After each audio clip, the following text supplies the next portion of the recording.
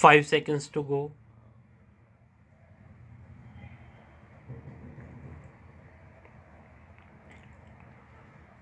Start.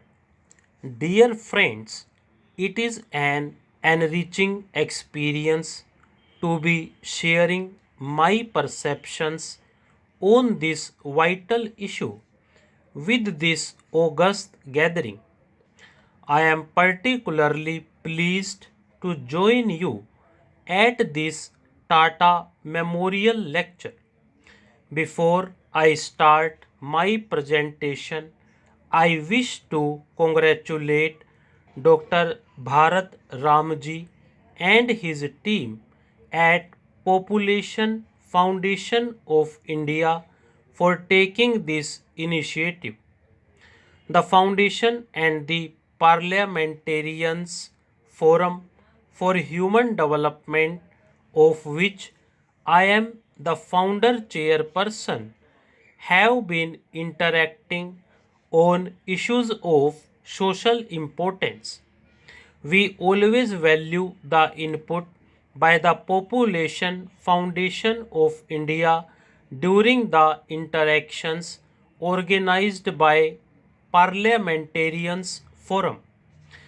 J.R.D. Tata, in whose name this lecture series has been organized, was a visionary, an eminent industrialist, though from a different school of economic thought. He was never oblivious of the social responsibilities of a conscious citizen. He joined government's efforts for the economic reconstruction and industrialization.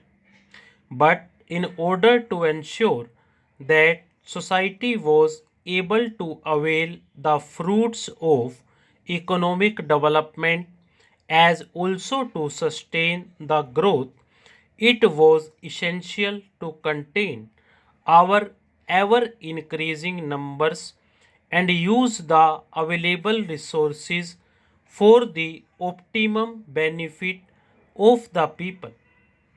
It is gratifying to know that this logic evokes a concerted response in favor of the need to arrest the population growth. The Parliament has unequivocally endorsed the necessary steps in this direction. Legislature across the party lines is clear in approving the responses. I will start my lecture with an observation made by Bonar on Malthus. He was the most abused man of the age, put down as a man who defended smallpox, slavery, and child murder, who thought the world so badly governed that the best actions do the most harm, who short took all the romance out of life. Today, his fears are coming true. He had just warned us about impending man-made calamity of numbers, though there are a few to suggest that there is still a scope for higher population growth rate. They argue that the annual rate of population growth for last 8,000 years, roughly from the Paleolithic age, has been only 0.06% annually. They further inferred that this figure was far less than 3% annual growth rate required to meet Malthusian geometric rate of progression to double each successive generation. I wonder if such suggestion will only take us to the beginning of our end. I shall give a few facts and projections, and they indeed betray any romance in the present scenario. Though the mankind was the latest creature among the biodiversity, its numbers have grown rapidly. It is alarming that the rate of growth is ever increasing. In 1798, when he was writing his essay on population, the global population was barely 1 billion. Ever since, due to industrialization and technological revolution, the population has risen to an ever increasing rate. In the following 100 years, the world population doubled to 2 billion, and further following half century from 1925 to 1975, it doubled again to touch 4 billion. By 1990, it was 5.3 billion.